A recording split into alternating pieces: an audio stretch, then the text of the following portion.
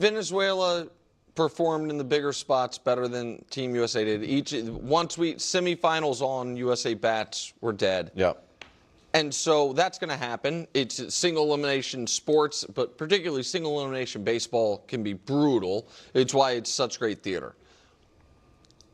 So, and even though Team USA lost, there's only one loser, and I'm not calling the person a loser, but there's only one person that I think came out of this tournament Judge in a losing position. Holding an L. Yeah, there you go. That's a better way to put it. And that's manager Mark DeRosa. Because for the second time, he gave an interview where it seemed like he was not as familiar with the rules, and this is a rule I know he knows, as he should have been, which was when he was asked why they didn't go to the best pitcher available and one of the best closers in the world, here's what he said yesterday after the game. Honoring the Padres. Had we taken the lead, he was coming in. But I wasn't going to bring him into a tie game. When you would never get the chance to get the lead again. What's that? There wasn't going to be a safe situation at that point. I wanted to honor the fact that there was a situation there where if it was tied, we were going to use Whitlock. We had talked to the Red Sox about that, and if we had the lead, we were going to use Mason. Okay, that flatly doesn't make sense. If I mean, you're I the think home he team. meant in the eighth, though. But if we had gone up 3-2 in the eighth, right? I think that's what he meant. But if the Padres were okay with Mason Miller throwing up 3-2 in the eighth, then they've got to be okay with him pitching tied in the ninth. I understand it can't be, hey, you're going in and you're staying in. But if he's allowed to try to go get you 3 outs, once you knew you were the home team, unless the rule was he has to be used before the ninth inning, then it makes no logical sense whatsoever that he is allowed to pitch the top of the eighth but not the top of the ninth, or that he's allowed to pitch the top of the ninth leading but not the top of the ninth tying. And it felt to me like Mark DeRosa, and you can't put it on, he fumbled over his words. He's a professional communicator. Mm-hmm. He's a broadcaster by trade. I thought he was the only person involved in the tournament that didn't come out looking awesome. It was odd that, look, we knew going into it, pitching is the odder parts of managing this lineup, because I don't know if it was A-Rod or someone told us you have to manage your guys, the team, USA Baseball, and deal with every baseball team's managers, and how much, grace do you give them and listen to them? He's like honoring the Padres. I don't know if Venezuela treated it the same way or just pushed back a little bit more. You saw their manager said he talked to some of the managers from the teams, the MLB teams were his pitchers, and got a little grace. Like, hey, who'd he throw back to back? The guy who got the final outs for them, he said he wasn't initially going to be able to use them, but then he called his team was allowed to. Yep. But I just don't. It felt like just like it, and maybe it's colored by the fact that I thought DeRosa should have just said, yeah, I made a mistake about not knowing the rules. And instead he's like, no, I knew the rules. I was just that he was sloughing it off on the Padres when you're telling us the Padres were okay with Mason Miller pitching.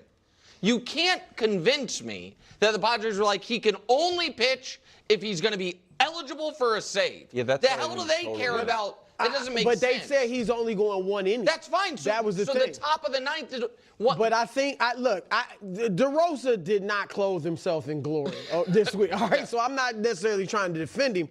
I'm saying I understand what he was saying. I think he's like, if we had been up going into the ninth, which they had a chance to, and I'll get to Aaron Judge struck out looking, all right, instead of swinging the bat when they could have had a chance to take the lead, we would have put him in the ninth to save the game, all right?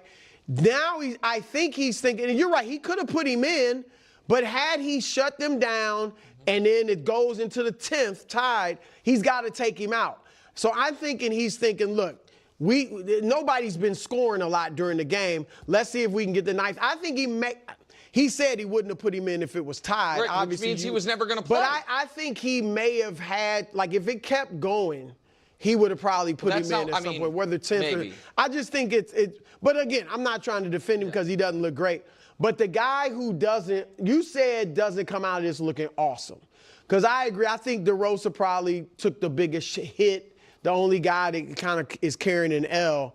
But Aaron Judge, and he wasn't the only one not hitting. No, nobody hit, but Nobody hit, but Aaron Judge, Bobby Witt, and Aaron Judge. Now, Witt, I'm not saying he's not as big of a star as Judge. Correct. Judge and Witt were 0 for 7 yesterday. Yep. All right. Outside of Bryce Harper, I'll give DeRosa this, Nick. And again, I'm not trying to be the DeRosa apologist. But when Bryce Harper was, 5 for 27 throughout the tournament until the last game, and people wanted him to bench Harper, Or he move him stuck down in with the him. lineup. Yeah. And he had, he's the only one gave us a shot to win, had 2 of our 3 hits. The rest of the lineup was 1 for 26. Yeah, I mean, you're not going to move Harper. It's Bryce Harper. Anyone who's calling for that is just fundamentally confused about, baseball. But wow, there is a lot to unpack here, and this is actually going to be fun.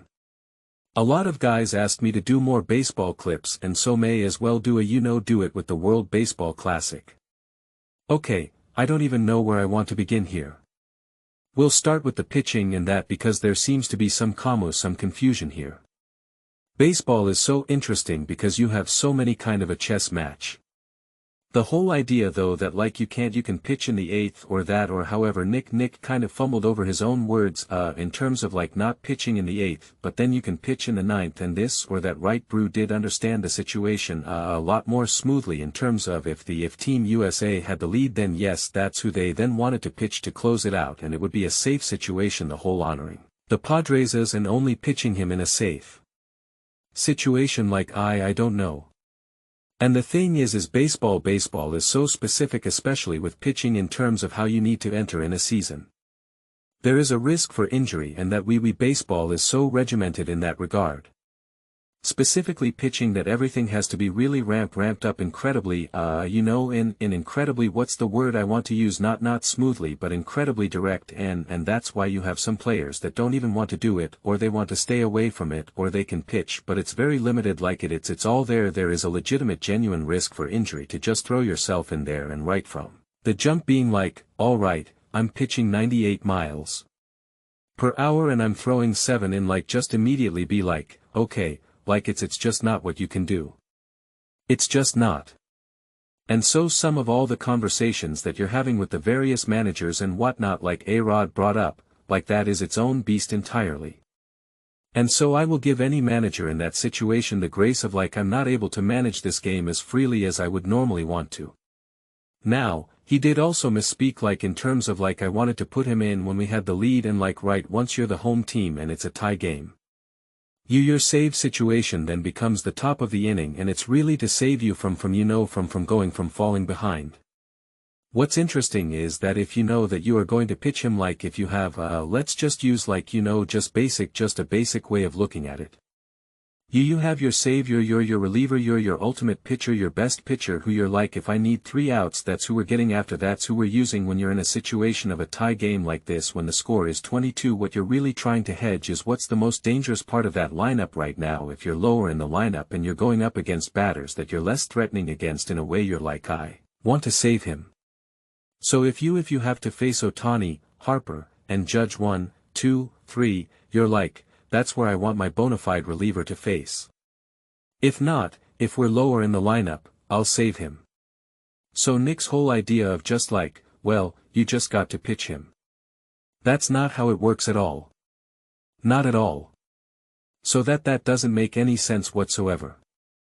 So, the idea that he would have pitched him in the 9th if they had the lead, that holds up to scrutiny. The fact that he then wanted to maybe hold him back is not of where you're just like, well, why would you have pitched him then but not now?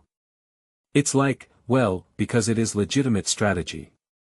Where that falls apart is that you can make the argument that the more dangerous part of the lineup that Team USA was likely to face before the score got broken open was then, because it was I think 3, 4, 5 in that lineup, and so sure you already got through 1, 2, but you're going to hedge your bets.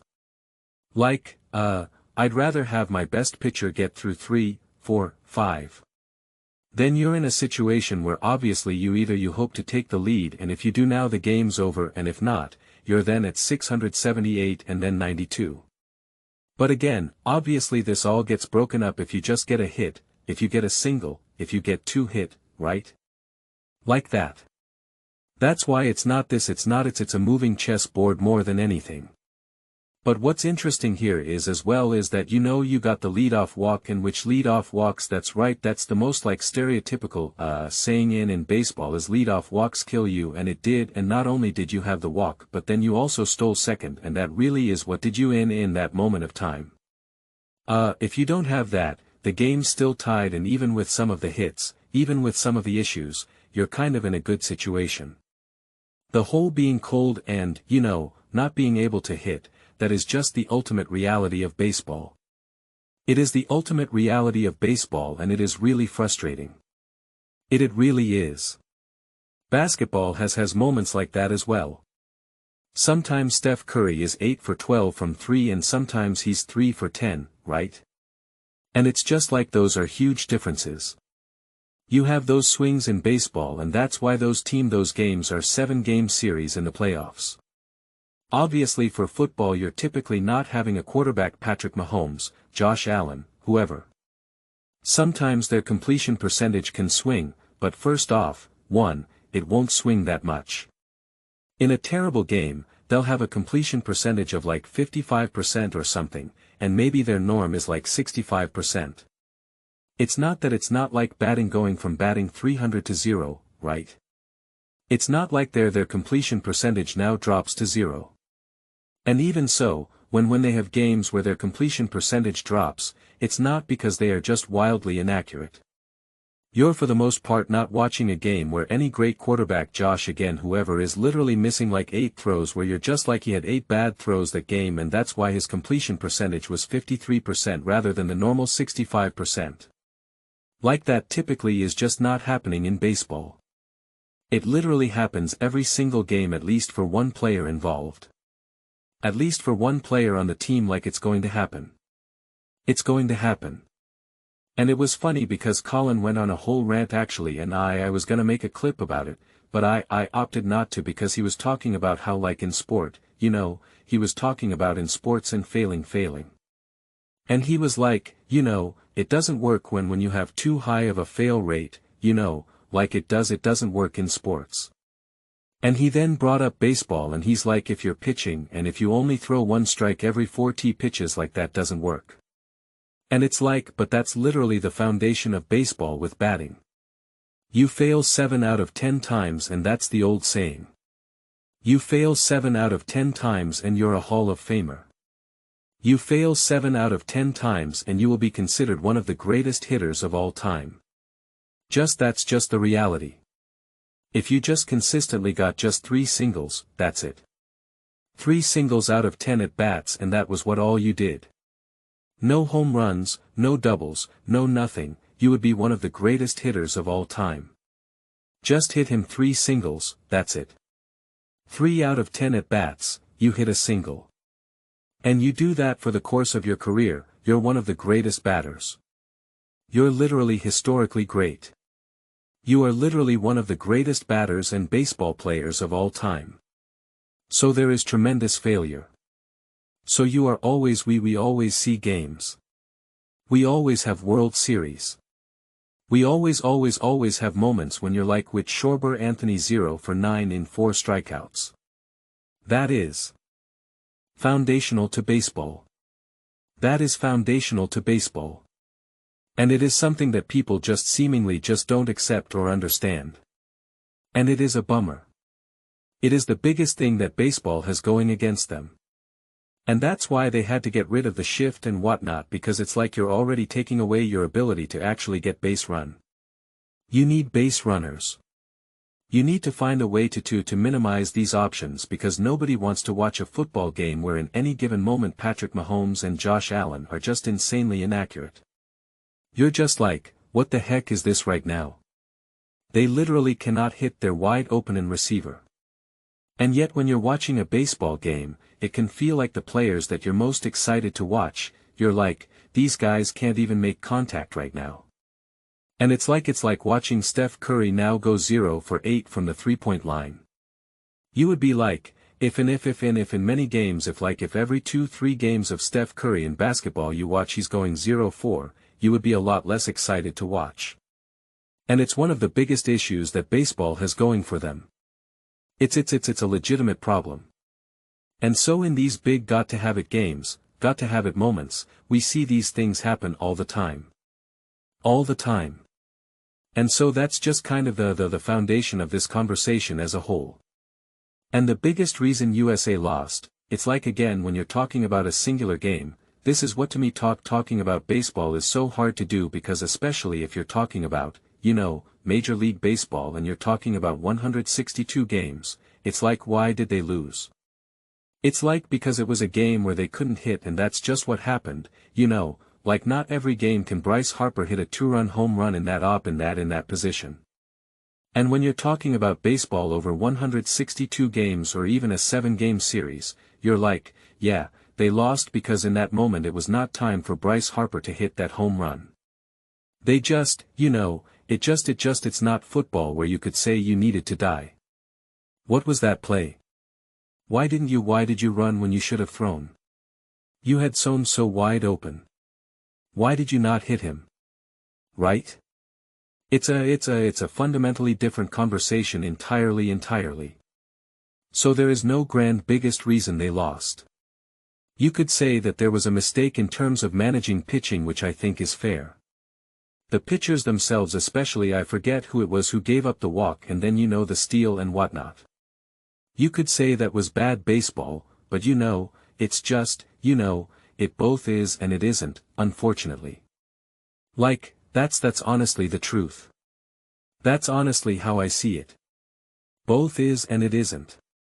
As well as the fact that, and listen, I never like to call that a singular player, especially in terms of batting, because I just went on the whole rant that you're going to go over plenty of times and you're going to have a game where you go 1 for 4, like where you just aren't, you just can't do it. But the one at bat with Judge when Bryce Harper got I think it was a single, Judge absolutely was looking he was batting not to get out, not to get a hit. And that was the most obvious thing ever. The pitches that he was letting go were so he was at this point he was almost looking just to get on base and get a walk. And when if someone like Judge is looking to just get on base that there's some batters, there's some players where it is just like, yeah, you do just need to get on base. That was not the situation that Team USA was in. And that at bat really did stand out to me. I don't want to circle that's why I thought he was going to I thought he was going to blame Judge because he's always talking about Judge chokes and whatnot and calls him Lamar Jackson and all that type of stuff. But like that at bat genuinely stood out to me. And again, I try not to look at because it's not like Schwarber had a great at bat and they all had bad at bats. Harper like it's all bound to happen. But sometimes you just get got by the pitcher. Sometimes it just happens and that's what it was. That specific at bat I'm looking at as Judge just approached it wrong. He had the wrong approach to that bat. Doesn't mean that it was automatically going to be successful. Doesn't mean that he was now going to hit a 2-run home run or whatever, right? That's not the case. But that was just the wrong bat at bat.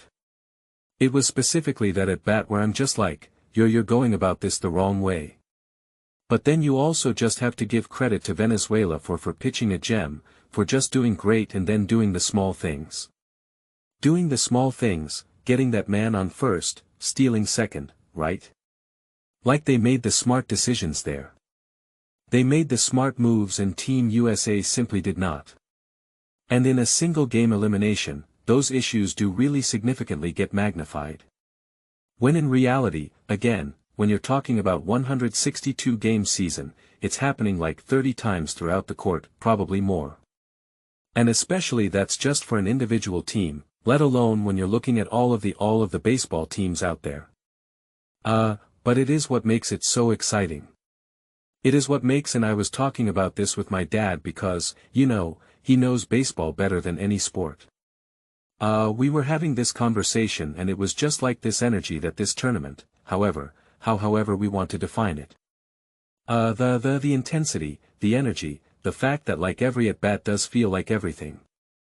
Every inning does feel like everything, every pitch, it is something that a regular season for baseball just lacks and even a 7-game series lacks. And it is why football continues to be king and just the intensity of the fan base.